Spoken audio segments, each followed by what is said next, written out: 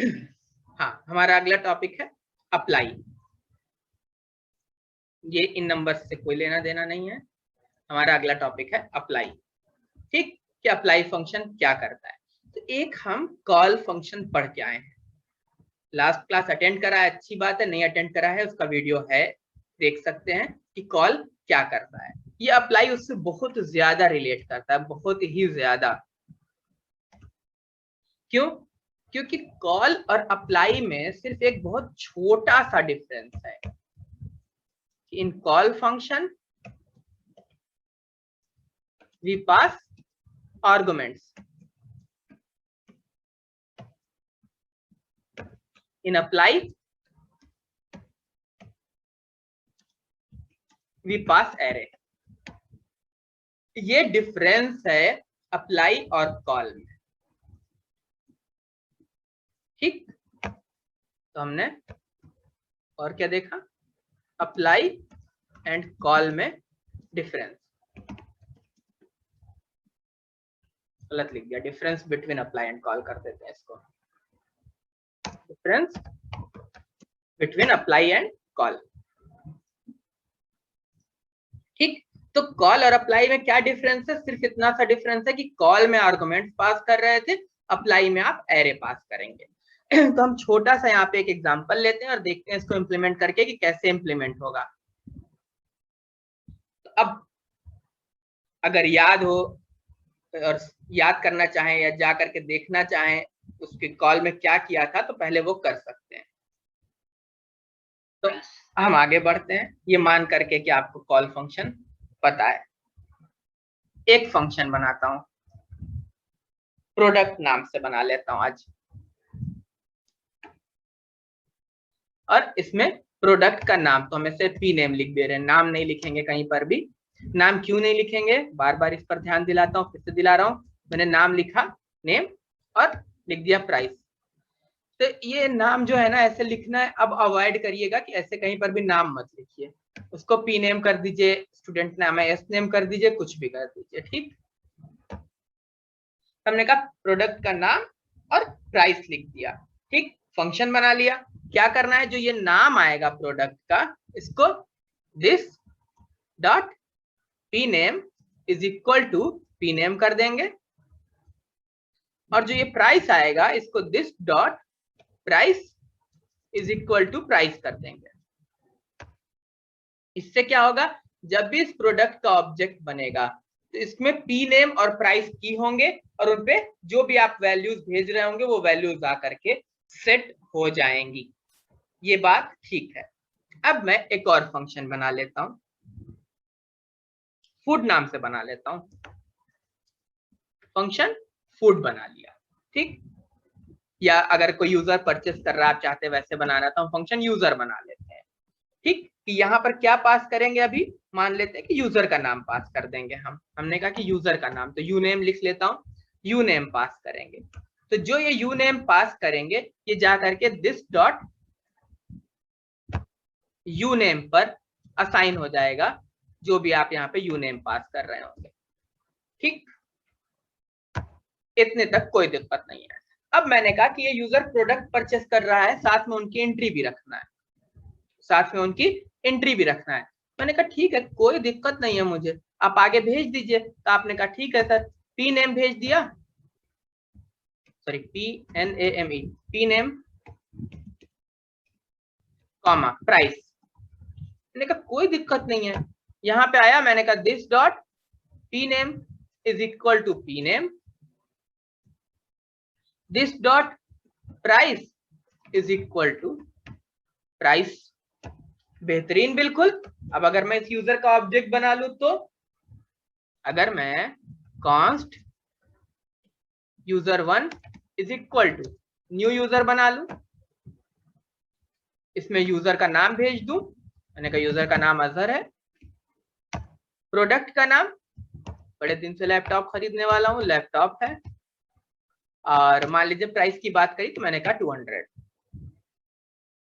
चलो 2000 कर देते हैं, चलो 20,000 कर देते हैं, कोई बात नहीं। ठीक, अब मैं इस यूजर को प्रिंट कर रहा हूं, console.log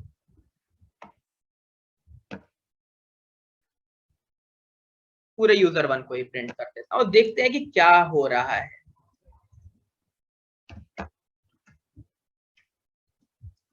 अप्लाई।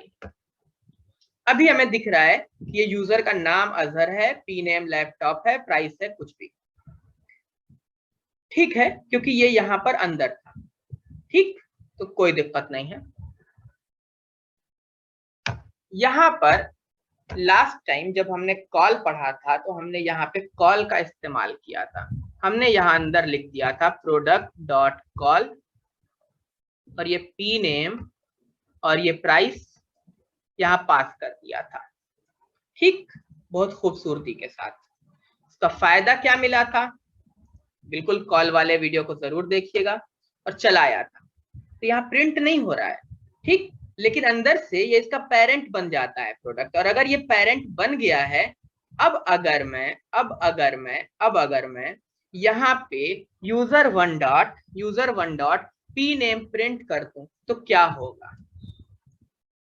अनडिफाइंड आ रहा है। क्यों अनडिफाइंड आ रहा है भाई? क्यों अनडिफाइंड आ रहा है? इसलिए अनडिफाइंड आ रहा है क्योंकि हमने यहाँ पे दिस नहीं भेजा, और दिस ही है जो कि जोड़ देता है। मतलब अब ये प्रोडक्ट, अभी तक यहाँ पर ये प्रोडक्ट जो कॉल हो रहा था वो प्रोडक्ट का फंक्शन कॉल हो रहा था, और जैसे ही आपने दिस भेजा तो कॉल क्या करता है, इस प्रोडक्ट को इस यूजर का पार्ट बना देता है, उसका इंटरनली पेरेंट समझ लीजिए, प्रोडक्ट को इनहेरिट करना समझ लीजिए इस प्रोडक्ट को लाके एम्बेड कर दिया, इनहेरिट कर लिया अंदर से। तो अब जो प्रोडक्ट है वो इसी यूजर का पार्ट है। अब जब user one dot P name print करेंगे तो हमारे सामने लैपटॉप प्रिंट होगा। ठीक, सॉरी, हाँ, अब जब हम प्रिंट करेंगे तो हमारे सामने लैपटॉप प्रिंट होगा। और अब जब हमने इसको प्रिंट किया तो हमारे सामने पूरा का पूरा यूजर प्रिंट हो गया है।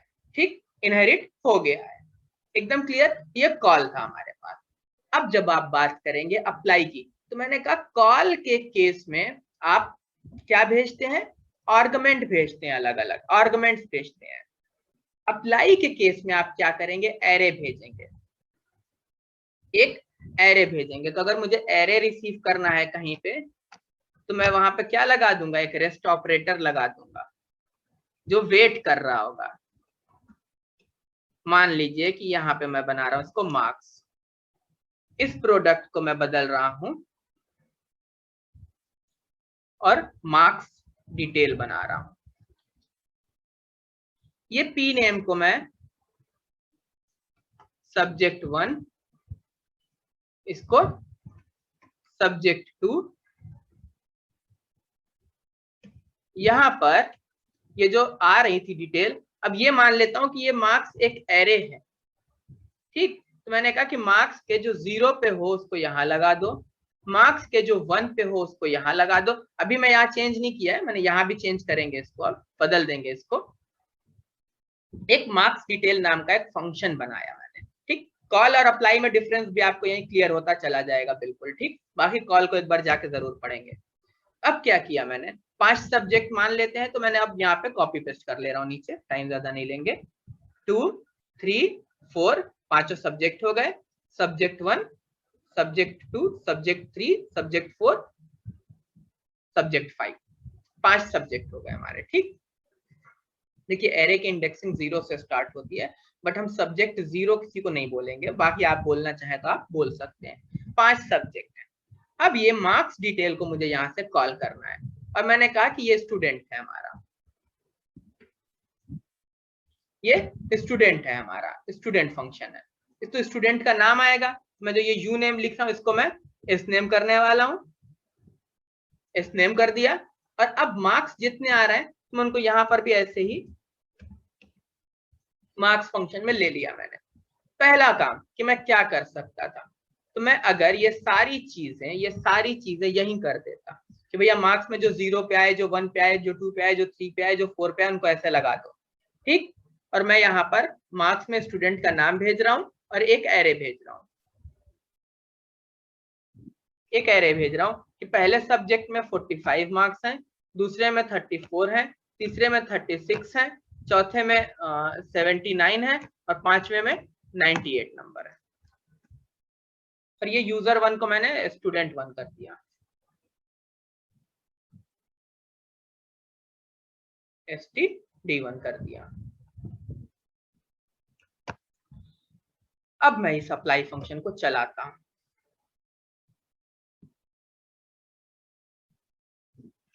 क्या हुआ, सब्जेक्ट 1 में मार्क्स पूरा का पूरा इसने उठा करके वैसे ही रख दिया है। अब हमें देखना है कि हम कहां पर मिस्टेक कर रहे हैं। ठीक, अब प्रिंट करके देख लेता हूं इस मार्क्स को कि कहां पर गलती हो रही है हमसे। हाँ, ये लिखने में मैंने ध्यान नहीं दिया ऊपर से नीचे आने में। अगर मैं यहाँ से एरे भेज रहा हूँ तो ये जा करके खुद ही ये खुद एरे है, और मैं इसको फिर से अगर रेस्ट ऑपरेटर के अंदर भेज रहा हूँ तो रेस्ट ऑपरेटर क्या करता है, बचे हुए आर्गुमेंट्स का एरे बनाता है। तो इसने क्या बना लिया, एरे ऑफ एरे बना लिया। ठीक, अब दिखाता हूँ क्या गलती करी। अगर मैं इन मार्क्स को मैं आराम से ऐसे भेज देता यहाँ से कि 45, 34 सारे मार्क्स को, और तब ये मार्क्स यहाँ लिखा होता तो ये इसको एक एरे बना लेता, नाम को नाम में डालता और फिर बचे हुए सारी चीजें क्या थी, मार्क्स थे, उनको उठा करके मार्क्स में डाल देता। ठीक, देख लेते हैं, प्रिंट किया मैंने, अब एरे बन रहा है। ठीक, और अभी क्या था कि अगर मैं यहाँ पर एरे का ब्रैकेट पहले से लगा दूंगा तो क्या होगा, ये एरे ऑफ एरे बना लेगा। ठीक, समझ गए कि क्या मिस्टेक हो रही थी। तो हम यहाँ से इसको हटा देते, हमने कहा ये पांचों मार्क्स ऐसे ही भेज दो,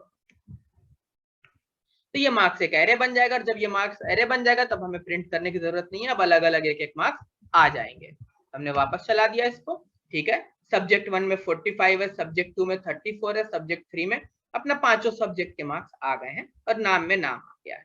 ठीक, तो ये बन गया ऑब्जेक्ट हमारा। अब अगर मैं चाहता हूं कि इन मार्क्स को मैं यहां ना हैंडल करूं, इन मार्क्स को यहां ना हैंडल करूं, ठीक, इनको मैं लेकर के जाऊं ऊपर ये मार्क्स वाले में। ठीक, अब यहाँ पे हम क्या क्या कर सकते हैं, यहाँ पे हम बहुत से फंक्शन लिख सकते हैं, अंदर निकाल सकते हैं, डिवीजन, ग्रेड, सारी कैलकुलेशन सब यहाँ करेंगे और अलग अलग आर्गुमेंट में अटैच करते जाएंगे। ठीक, तो पहले हम एक एक स्टेप बाय स्टेप चलते हैं और हम कहते हैं कि मार्क्स डिटेल को यहाँ से कॉल कर लीजिए। आप कॉल करने के बाद एक तो दिस भेज दीजिए जो कि हम कॉल में भेजते थे, और जो ये आपका मार्क्स का एरे है अब ये एरे बन गया है। अलग अलग आर्गुमेंट्स नहीं है, अलग अलग आर्गुमेंट्स होते तो हम कॉल लेते कि कॉल को कॉल करो। जब हमें पता ही नहीं है कितने आर्गुमेंट्स हैं या एरे है तो हम किसका इस्तेमाल करेंगे, अप्लाई का। और कॉल करते वक्त फंक्शन कॉल नहीं है तो क्या करना है, यहाँ पे अप्लाई कर दो। अब ये कॉलिंग जो है ये अप्लाई होगी, सेम बिहेवियर, ये दिस यहाँ पास कर दिया स्टूडेंट का है तो ये आके किसका हिस्सा बन जाएगा, स्टूडेंट ऑब्जेक्ट का, क्योंकि दिस चेंज हो जाएगा इसका। ठीक, दिस चेंज हो गया। अब चला करके देखते हैं कि चल रहा है या नहीं चल रहा है। ठीक, अब आप देख रहे होंगे कि subject 1, subject 2, subject 3, subject 4 subject सारे आ गए, यहाँ एसनेम आ गया। एसनेम नीचे इसलिए आया क्योंकि आपने यहाँ पे नीचे लगाया है। इसको अगर मैं उठा के ऊपर कर दूं ये ऊपर चला जाएगा, स्टूडेंट का नाम ऊपर आ गया, सारे सब्जेक्ट यहाँ आ गए। क्यों ऐसा डीकपल करते हैं, मान लीजिए अब आपको यहाँ पे और भी कैलकुलेशन करनी थी, आपने कहा ठीक है मार्क्स में चेक कर लीजिए कि अगर कोई भी एक भी मार्क्स, जो ये सारे मार्क्स हैं इसमें से एक भी मार्क्स 33 से कम है तो स्टूडेंट फेल है। तो मैंने कहा ठीक है, जब ये मार्क्स मेरे पास आ ही रहा है तो एक लूप चला दीजिए।